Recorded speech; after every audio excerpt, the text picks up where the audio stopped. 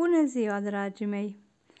De mult mi-am dorit să merg cu bărcuțele pe canalul Bega și azi în sfârșit am reușit, dar știți cum a fost? Mult peste așteptările mele.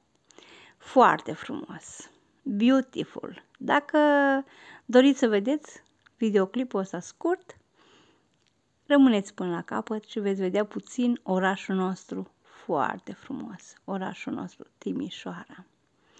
Dacă nu ați ajuns la Dunăre, este o bărcuță, sunt multe bărcuțe la Timișoara și foarte frumos și foarte ieftin. Multă sănătate vă doresc, florii binecuvântate.